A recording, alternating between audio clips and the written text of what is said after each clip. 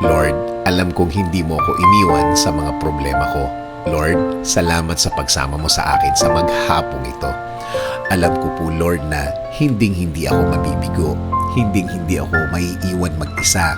Alam ko, Lord, na tutulungan mo ako. At alam kong sinimulan mo na ang pagtulong mo sa akin. Patawad, Lord, dahil nagiging emotional na naman ako, nagiging maramdamin. Simula sa gabing ito, ikaw at ikaw na ang aking iisipin.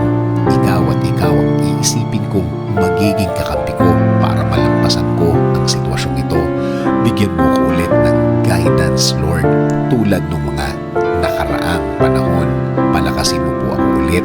Bigyan mo po ako ulit ng lakas. Bigyan mo po ako ulit ng suporta para malampasan ko ang mga problema.